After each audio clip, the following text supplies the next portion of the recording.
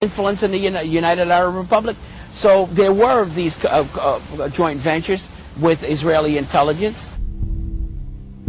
We were strategic and tactical reconnaissance photo processing specialists. We flew probably 8 missions that day.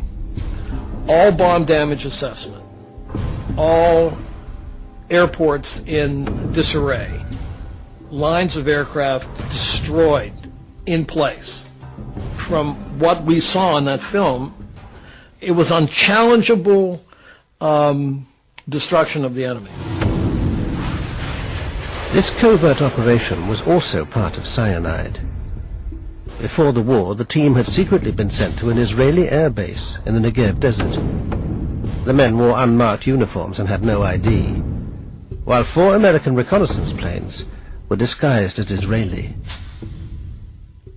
There was a hurry-up paint job done to the aircraft to identify them as Israeli aircraft, so that they would be in conformance with normal Israeli markings. No, not one single word of it is true. I don't know what is the man. I don't know. Fantasy. It's a fantasy. He's dreaming. He's making it up. Nothing. They can deny it now. Fine. Take a look at the reconnaissance information that the Israelis have that was published publicly in Time magazine, Life magazine, I think Look magazine. That was our work. The Israelis had no reconnaissance aircraft, and you can't get the detail off of gun cameras that was in those films. If it's true that America was secretly in the war against Egypt, this had to be kept quiet at all costs. Well, the implication would be very serious. I mean, first of all, it means that LBJ and his people around him had been lying to us through their teeth.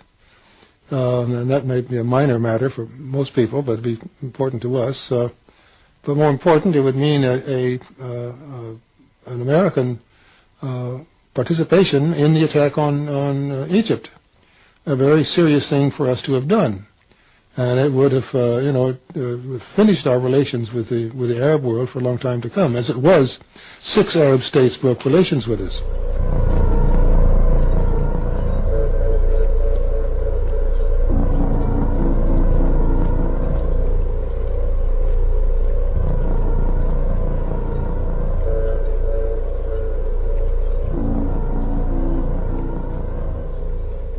Whatever lies behind the attack, the human tragedy was that 34 young men were dead. Most were killed below decks, and their remains could only be removed when the Liberty finally arrived at Malta. By then, the bodies of 5 others had drifted out of the hole.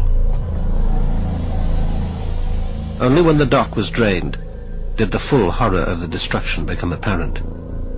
I remember taking that photograph, and I remember seeing parts of bodies in the cables and wiring that were jammed around, especially in the top part. It seemed like on the overhead, a lot of parts of bodies were hanging there. It looked like a meat locker. We had to go down and start cleaning that up. One of the men killed was Alan Blue, the NSA linguist so suddenly sent abroad. His wife didn't even know he was on the USS Liberty. I was sitting in a park in Washington, D.C., having my lunch about 1 o'clock in the afternoon on June 8.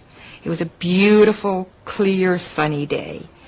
And about 15-20 feet away from me, someone had a radio. Administration handling of the June Arab-Israeli war crisis. And I overheard this report on their radio that an American ship had been attacked in the Mediterranean. And my heart sank. Even though I did not know he was on that ship, I was still very frightened. I picked up my lunch. I went inside to my office. I called NSA, and they said, yes, we've been looking for you.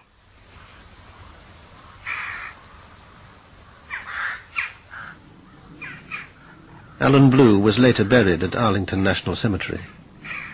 For the previous month, His widow had had to share her house with minders from the NSA. They told her nothing and controlled her contact with the outside world.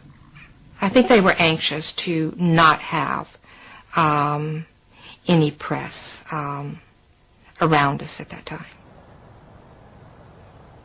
No one from the NSA ever contacted me to explain what happened. There were many, many people at the service. I'm not sure who they all were. In Malta, meanwhile, the Liberty men were alarmed by the way Admiral Kidd was steering the naval inquiry. He seemed to have made up his mind in advance and was ignoring crucial evidence. I testified about 3 major items that I had witnessed. One was the captain's condition. I also testified about the armor-piercing projectiles that had been sent through our ship. And I also testified about the machine gunning of the life rafts by the Israeli torpedo boats. I testified, like I said, for about 2.5, 3 hours. I didn't know until, I don't remember, months later, that much of my testimony was never recorded. McGonigal had blacked out during the attack, so the chief engineer took command of the ship.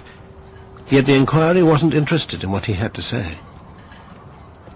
I got so peeved off I couldn't see straight.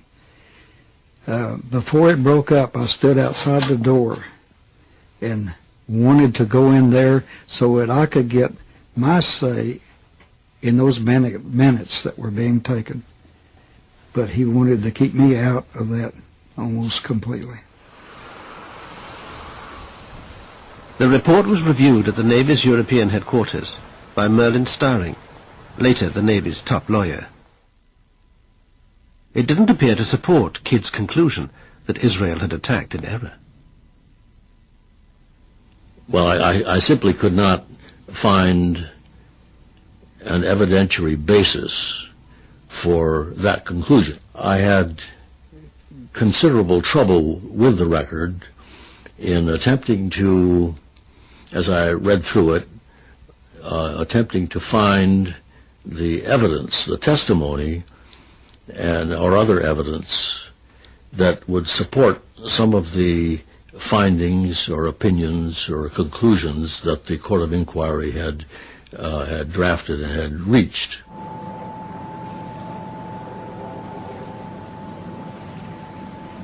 Today, even after 35 years, the Liberty incident remains so sensitive that the US Navy refuses to comment on it.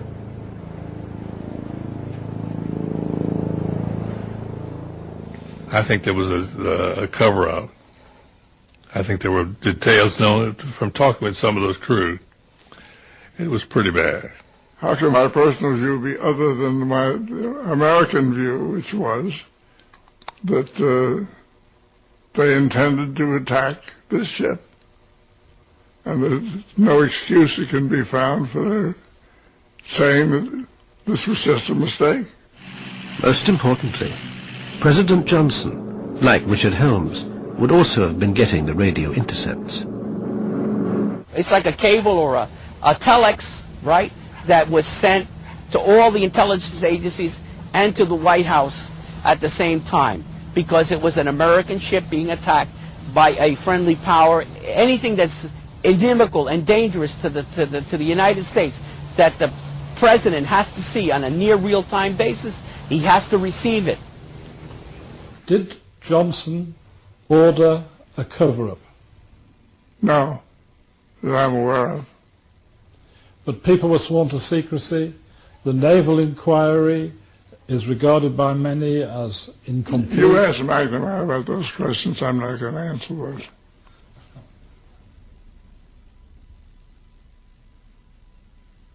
I am not saying anything about the Liberty, period.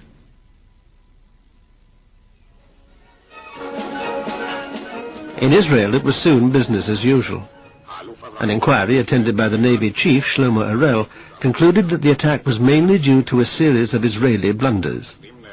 Despite this, nobody was charged or court-martialed. They didn't find anyone guilty of committing any crime or negligence or whatever. But this is I don't want to